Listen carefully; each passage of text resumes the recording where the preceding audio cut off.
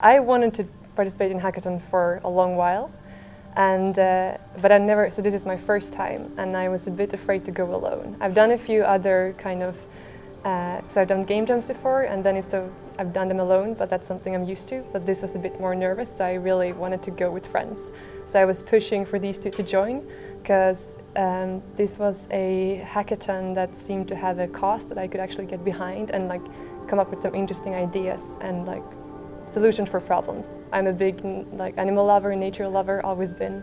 So I was excited when Karina told me about this hackathon, and then as soon as she told me, I forced them to join me. Yeah, and I think it was just a really interesting topic because you don't hear too much about animal trafficking in Finland particularly, so it was a good opportunity to get to learn more about the global situation and see what change we could make. Yeah, I heard about it when I was at the American Embassy, and I thought the topic was pretty interesting because you can actually apply your computer science knowledge from your studies to a topic that you're interested in. Well, I mean, wildlife trafficking is something that has become increasingly important for the U.S. government in Washington, and it's something that is a truly global problem. It's not something that affects only certain countries. It's something that we all need to take into consideration no matter where we are in the world. And the Zoohackathon is a great way to try to deal with that problem in an innovative and creative way. When we thought about signing up, we just started Googling and read a bunch of articles, and we planned on watching a documentary, but because of school we didn't really have time to do that. But yeah, we just read a couple of articles online, and then of course during the hackathon we read up a lot. I would say for myself, it's like kind of been an interest anyway. Like for all of us, I think like sustainable living is something we're interested in. So it's been like a subject that we researched before, maybe not like actively, but certainly like just reading newspapers because they seemed interesting. So it's not like it was something completely new to us. That was also why the hackathon seemed attractive. But then I've learned a lot on the presentation on the day here. Learned quite a lot from that, and then intensely researching as we were building like our application. We saw interesting presentations, and for me the most inspiring thing maybe is the combination of different worlds meeting. That's what I like to do with communications and animal welfare work, is to see innovating ideas from different parts of our human existence and how those ideas can come together and completely make the world a better place by hitting smart heads together. When we came here, we weren't really yet sure what to choose, so we set up a few different ones that we felt were the most interesting, and then we singled down on this problem.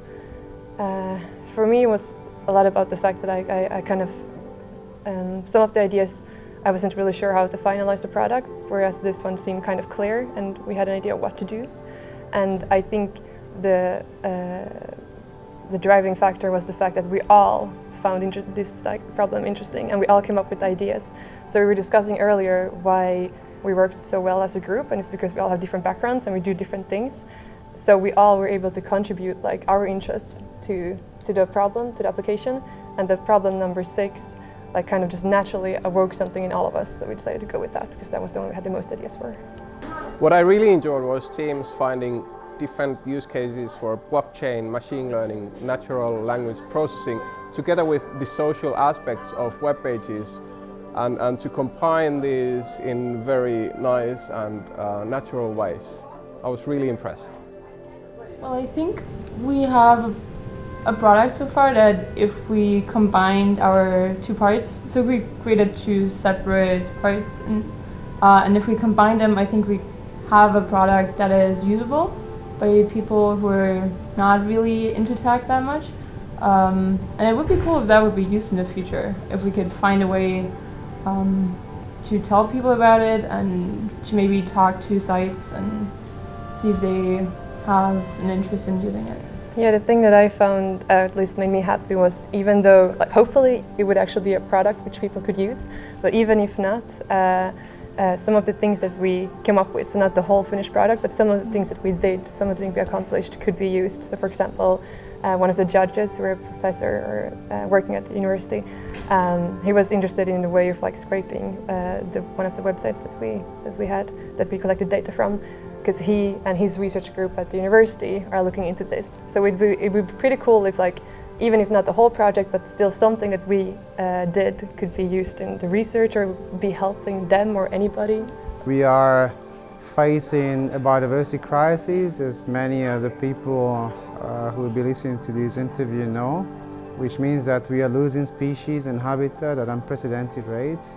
And in the information age, which is like dominated by social media and digital media, a lot of like illegal wildlife trade smugglers are using digital platforms to be selling species and products derived from the species.